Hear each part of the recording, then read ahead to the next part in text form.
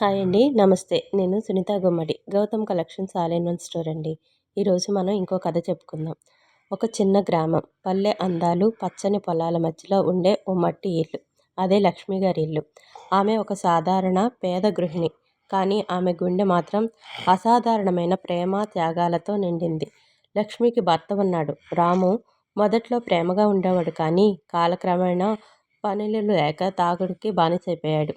ఇంటికి వచ్చినప్పుడు అతనికి ఒక్క మాటైనా ప్రేమగా మాట్లాడే టైం ఉండదు, కానీ తన భార్యపై అనవసరమైన కోపాలు, కించపరిచే మాటలు, నలుగురిలో అవమానించడం, కొట్టడం ఇవన్నీ లక్ష్మికి రోజు ఎదురయ్యే సమస్యలు. అయినా ఆమె జీవితం మీద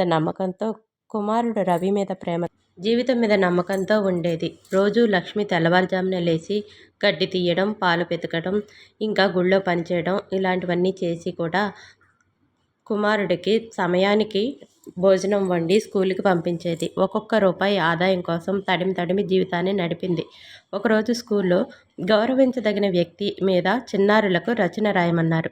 అందరూ మహాత్ముల గురించి, సినిమా హీరోల గురించి రాశారు, కానీ రవి మాత్రం తన తల్లిని గురించే ప్రస్తావించాడు.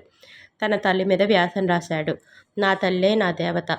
ఆమె చెమట తడిలోనే నా ఆకలి తీర్చిన రోజులు ఎన్నో. నా కోసం నిద్రలేని రాత్రులు ఎన్నో ఆమె గడిపింది.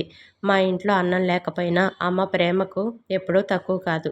నాకు పాఠశాలలో భోజనానికి ఇబ్బంది పడకూడదని చెప్పి తను ఎక్కడో దూరంగా పనిచేస్తున్న గుళ్ళో పనిని కూడా గబగబా ముగించుకొని నా కోసం వచ్చి వంట చేసి పెడుతుంది అనే వ్యాసం ప్రేమగా తన తల్లి గురించి వ్రాశాడు.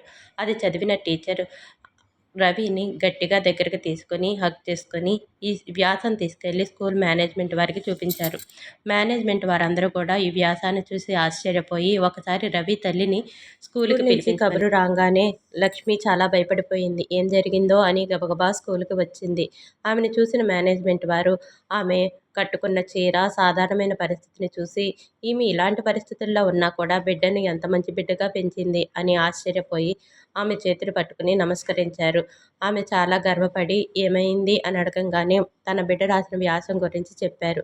వెంటనే ఆమె కళ్ళల్లో నీళ్లు తిరిగి నా బిడ్డ నా కోసం ఎంతగా పరితపిస్తున్నాడు, నేనంటే నా బిడ్డకు ఎంత ఇష్టమా అని చాలా ఆనందపడింది. ఇది మన అందరి కథ, ప్రతి ఒక్క తల్లి కథ. అందుకనే ఈ స్టోరీ మన అందరికీ ఆదర్శప్రాయం అవ్వాలని నేను అనుకుంటున్నాను. ఈ స్టోరీ కనుక మీకు నచ్చినట్లయితే లైక్ చేయండి, షేర్ చేయండి, కామెంట్ చేయండి. మా స్టోర్లో ఏమైనా కావాల్సి వస్తే మా వాట్సాప్ నెంబర్కి మెసేజ్ చేయండి. మా ఛానల్ని సబ్స్క్రైబ్ చేసుకోండి. థ్యాంక్ యూ అండి.